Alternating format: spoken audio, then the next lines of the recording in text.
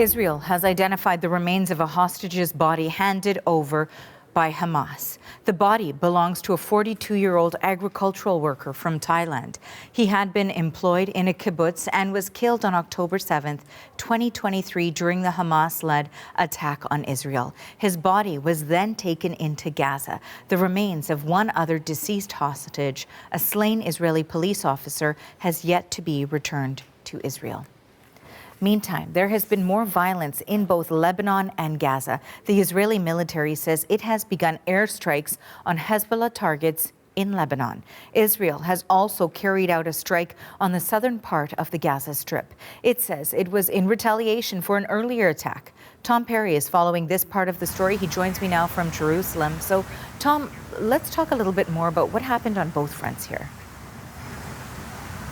Well, in Lebanon, we saw a statement from the Israel Defense Forces today saying that they had once again targeted Hezbollah terrorists, they call them, in southern Lebanon. You may remember about a week and a half ago, the IDF launched a strike in the southern suburbs of Beirut and assassinated a senior Hezbollah commander. They've been fairly regularly hitting targets in southern Lebanon. They've done that again today, despite there being a ceasefire in place in Lebanon for more than a year now. In Gaza, where there is also a ceasefire in place, we saw overnight an Israeli strike in or around Khan Younis in a tent city, a large area where displaced persons were living in makeshift shelters. Now, we saw images last night of flames in the camp. We saw images of men with buckets trying to douse the fire.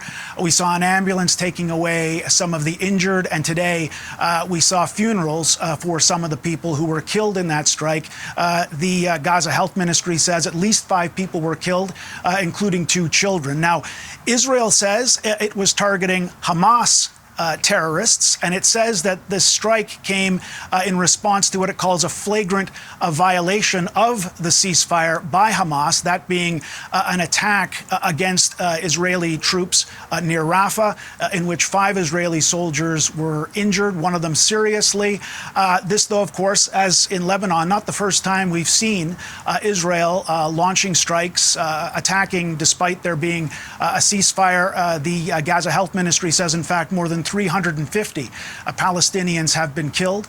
Since the October ceasefire, 3 Israeli soldiers have been killed in that same period. Another major development, Tom. Israel says it will reopen the Rafah border crossing with Egypt in the coming days, but there are conditions. So what do we know so far about this plan?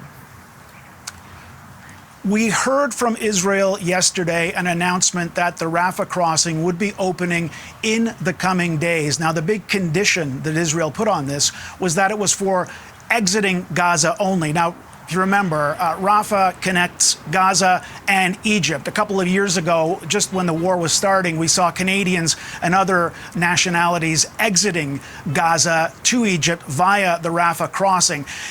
Now, what we're hearing from Israel is that they will allow people to leave Gaza to go to Egypt for medical treatment, for whatever, but they're not going to allow people to go back in to Gaza from Egypt. And I can tell you, I was in Cairo just a few weeks ago, and I spoke to some Palestinians there who want to get back in because they've come out for medical treatment. They've accompanied family members. They want to get back in to be reunited with their family. Right now, it's not certain when that's going to happen. So that's going to be an issue that Egypt and Israel are going to have to resolve. Tom, thank you for this. That is the CBC's Tom Perry in Jerusalem.